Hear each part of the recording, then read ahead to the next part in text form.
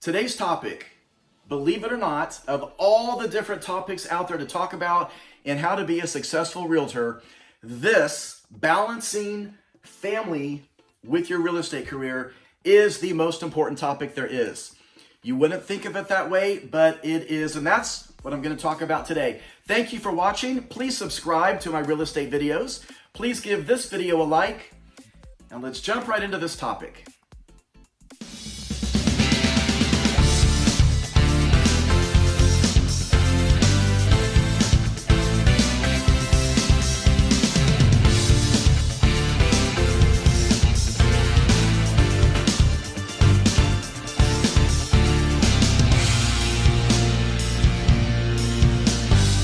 I've been a full-time realtor for 24 years, and I do sell a lot of property, and this video is because somebody wanted me to make a video about this topic. They made a comment on another one of my videos, and so if there's a topic that you want me to talk about, post it in the comments below, please, and I'll try to make a video about that topic. Of all the different things out there to talk about with real estate, you know, a day in the life of a real estate agent is kind of what this is about. But there are so many other real estate investing, how to fill out a contract, how to do an open house, so many different things to learn about selling houses. But this is really the most important topic. And I'm going to talk to you about why. The question came to me, how do I balance family and real estate? So I've been doing this 24 years, and that is a long time. Next year is my 20th wedding anniversary. And how is all this going so good? So let's talk about the two big secrets that I see in this. I've got 3 kids. My oldest is 9th grade. She's in high school. And my middle kid is in middle school, 7th grade. My youngest is elementary school, 6th grade. They're close together in age. But that's 3 different schools this year at the same time. If you don't think it's tough to balance multiple kids when my wife and I are outnumbered with sports, with marching band, with all the extracurricular activities, and then my real estate career, and I'll just share with you, last month I got to be in Forbes Magazine for the 3rd time, was one of the agents in the country, representing Kansas City as one of the top market leaders in the country. I'm busy. I'll just share with you that. Now, my first 2 years were really bad. I wrote a real estate book a few years ago, How to Sell Homes in a Tough Market. And it talks about my first 2 years and how bad they were. But it's all the things I did to become a successful realtor. My 3rd year and 4th year got going really, really good.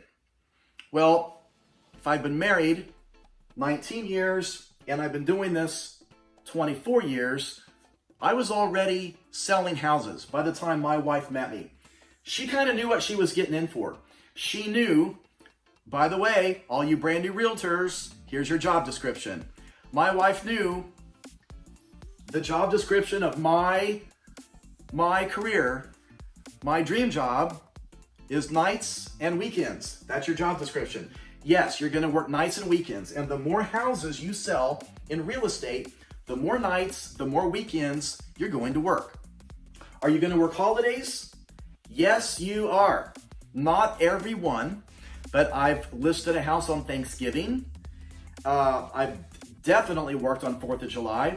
Labor Day and Memorial Day, yes, you're going to be working. I hope so, because the more you work, the more houses you're going to sell. So, you've got to fit in your career with your family time so that it all has balance. So please subscribe to my real estate channel. Please give this video a like. And please put something else you'd like to see me do a topic on below in the comments. The divorce rate, on average, for the entire country is around 60%. That's the biggest tragedy to families, is the mom and dad split up. It's not just bad marriages. Those are divorces. Those are failed marriages. Would you be surprised to know that the divorce rate among realtors is higher than that? That's why I'm doing this video, because it's really hard to keep the balance of the family time with the work schedule. It just is, it's tough. And the more houses you sell, the more that they conflict. So, a couple of things that I do. Here are a couple of the secrets to a happy marriage, a happy family, happy kids. I set the expectations. They know what my job is like. They've grown up with my schedule. They know I work nights and weekends. They know, even though I'm home a lot, I'm home more than you would think, I'm texting, I'm on the phone. The phone calls, they're not super long, and texts are really fast. So I'm doing all that. But when we're talking, especially doing homework, I'm engaged with my kids. I don't sit around and play games on my phone. I never do that. I don't have time for that. That's the time I want to spend with my family. In fact, have you noticed when you go out to eat, all the kids, they're always on phones, and half the time the mom is on the phone and the dad's on the phone. Nobody's even talking. Those people are not even in real estate and they're struggling with quality family time. So when you go out to eat, talk to your kids and listen to them and look around at other people sitting around you. If you see a guy and a girl over there eating, are they talking to each other? It's fun to people watch. It's amazing how many people sitting there, they don't speak. They just sit there and eat and then they leave. Like, huh? And it's all the time. And that's probably one big reason the divorce rate's so high.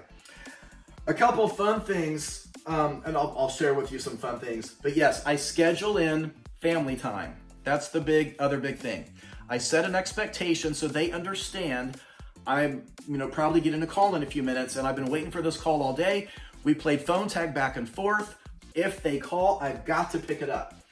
That means if I'm sitting at a baseball game, I'm going to grab it. I'm going to step out where I can hear. I'm going to be right back in probably 5 or 6 minutes. The scheduling, let's say, for example, this past weekend, we went to a pumpkin patch. I had to text a little bit while I'm there, but I also had an appointment afterwards. Can you do both? Yes. So you got to schedule these things in. If you want to do you're going to the amusement park. I may have to work from there and make some calls and texts, but I'm there and I'm really engaged while I'm there. But then on the way home, maybe later that night, I'm going to show houses. So I make sure we get in enough hours at the amusement park, and then we got time to go get food, and then I got time to get to my showings. It's scheduling this in so family time happens. In fact, if you please subscribe to my real estate channel. If you will go through some of my other videos already in here, you're going to see a lot of vacations. They're on my channel too, because they have nothing to do about real estate. It's family time. That's why they're there. It's because life is not all about real estate. Now that's hard for me to say that, because last year, my team and I, we sold about 150 houses last year, about 34 million. That's a lot of property. And I actively sell all the time. And yes, balancing these together is tough, but we do some fun things with it too. For example, this YouTube channel is because of my kids. They created it. My little introduction is done because of my youngest. When he was in the 5th grade, he created my little introduction. He adds the music. He finds the free YouTube music on here. They have so much fun. My middle kid has his own real estate channel, and all the vacation videos. It has helped our family time so much, helping each other on our fun YouTube videos. This is all thanks to my kids supporting and kind of making me do it. And it's been fun. Like later tonight, we're gonna make Chex Mix. You'll see that video post soon, depending on how that comes out. My kids will probably do the editing, they'll add the music, and then it'll get loaded. It's fun family time. Another fun thing, I do a lot of mailings. Um, my middle kid, who is now 7th grade, when he was, I think it was 4th grade, he took apart something, Lego set, and made a little tiny folding machine. And it doesn't do anything, it's just fun. It's got some gears with a motor that we use for helicopters, and the envelopes just kind of spit through it. They don't do anything, and then I grab them, then we put on labels and stamps, and they love to stuff the mailings. The more support you get from your family, from your spouse, from your kids, the more your real estate business is going to thrive. For example, when they were younger, before we even had kids, my wife would come over, she'd hang out at almost every open house. We would just hang out. Then we started bringing our kids when they were little. There was one time, Lydia was sitting out on the front concrete. This took less than 30 seconds. And while she's sitting there, and we're standing right there, my wife and I, we're standing there talking and not looking down, and she is plucking the plants out of their landscaping, these really pretty marigolds, this is during a public open house, taking them out and then smacking them really hard so there's dirt flying all over the concrete, and then she'd throw them. So then I spent the rest of the open house like, you've got to get out of here. I've got to get all these planted. So I am trying to plant back their landscaping. Gosh, I hope these people aren't watching right now. And then I get out their hose, I get it all watered. Thank goodness it was dried off again before the open house is over. That's fun family time. The more support you get from your family, because you've set the expectation and because you are scheduling in family time with them, the more your real estate career will thrive.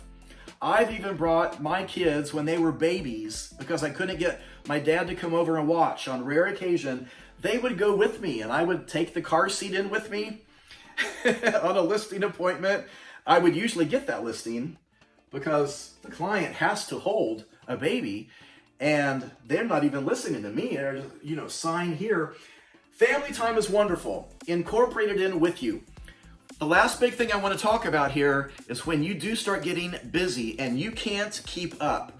You can't keep up with your buyers. You can't keep up with your buyers and your family time. Then ask for help. So my first 18 years, I operated all by myself as an individual agent.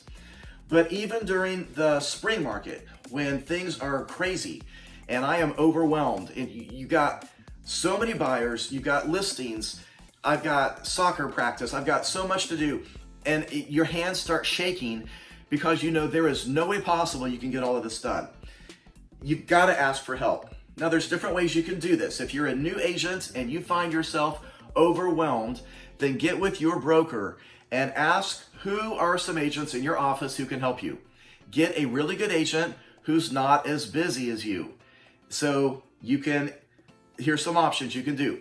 You can get an agent to just show some of your buyers. They'll just be a showing agent to help you out. They're going to spend their time showing them, meeting them in a whole bunch of houses, but then you're going to take over again. You're going to write the offer. You're going to negotiate it from that point forward. Or you can ask for help and you have too many buyers. You want to give one or two of your buyers to another agent.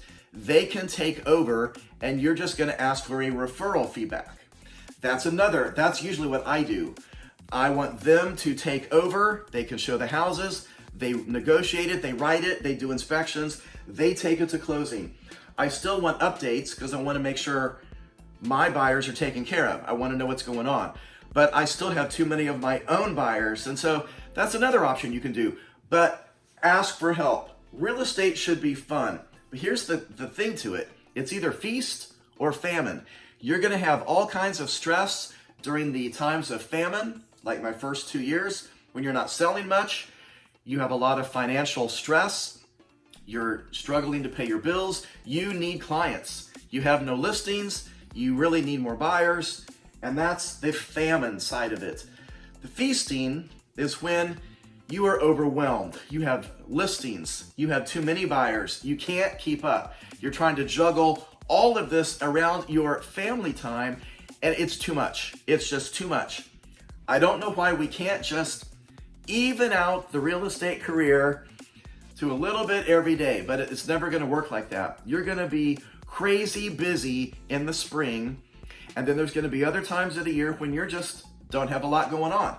For most of the country, the slow season is November and December. Most people don't want to sell their houses over the holidays. But when you are busy, ask for help. You know, there's a hilarious movie. It's one of my favorite movies, The Haunted Mansion, with Eddie Murphy in it. This is a Disney movie. It's kind of a fun movie. He is a real estate agent. And the theme of this movie is he is working too much.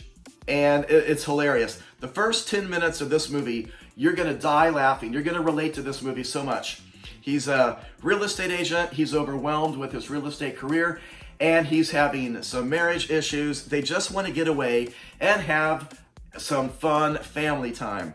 And they end up, what he thinks is going to list a house. He's going on a listing appointment, he thinks, which becomes the Haunted Mansion. Always ask for help when you get to that point. Get with your broker, figure out who would be one or two good agents in your office to help you out. Thank you so much for watching. I hope you enjoyed this. I hope you find balance with your thriving real estate career, with your family life. Please subscribe to my real estate channel, and please give this video a thumbs up like.